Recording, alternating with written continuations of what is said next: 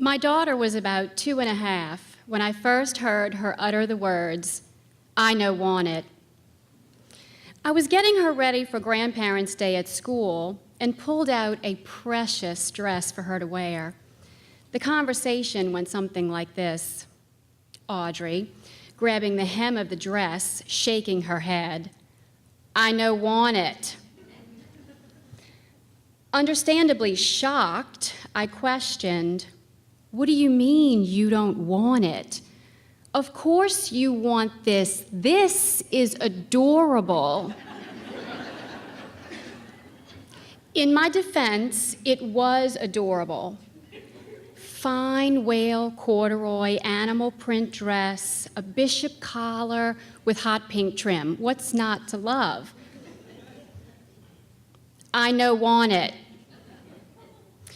I took a deep breath and a mental step back and let her choose.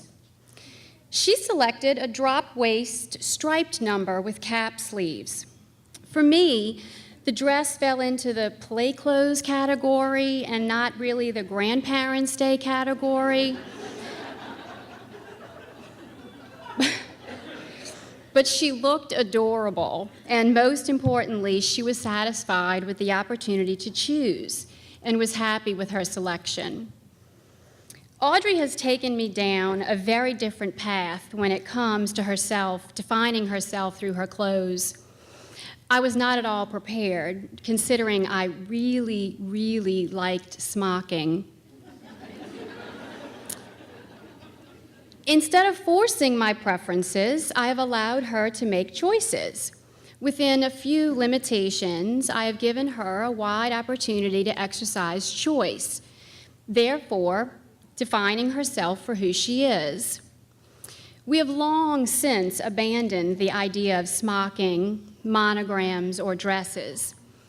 Our preferences now include leggings, pants that don't get wiggly, tunics, and layers. We love crazy socks, too, especially when they're mismatched. Whether we like it or not, at the earliest age, our children have a sense of self. They have preferences.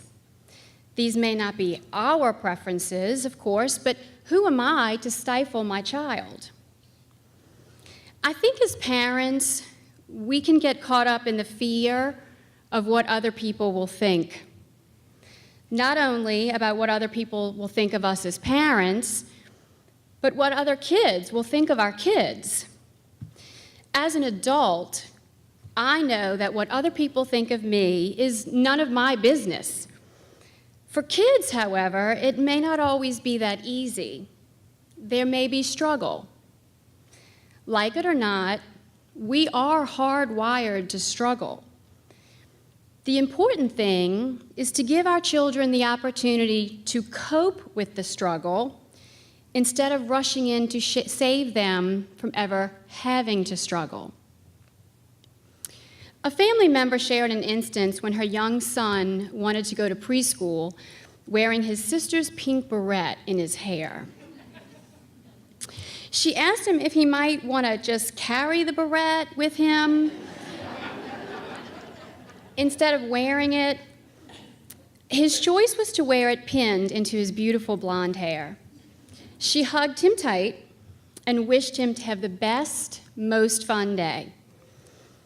My son recently asked me to paint his fingernails yellow and wear it to school. I offered the option of wearing the nail polish only for the weekend, but he chose to try it out at school. I, too, sent him on his way, wishing him the happiest of days.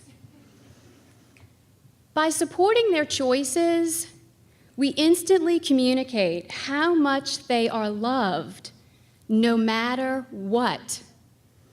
We are telling them that their choices matter and that they are good, valued, and loved, even with pink barrettes, yellow nail polish, and mismatched socks. So what is our message when we tell them no? I can't say with absolute certainty what this means for our children. I'm sure that the little boy who wore the beret may have gotten some giggles or even a few high fives. It's possible that my daughter may have received a strange look or comment about her socks. I would bet at least one child asked my son why his nails were yellow. I would argue, though, that whatever they experienced, they all learned something. He possibly learned what it means to be courageous. She may have learned what it's like to feel different and whether or not that's okay with her. He may have learned how to deal with embarrassment or even how to handle loads of positive attention.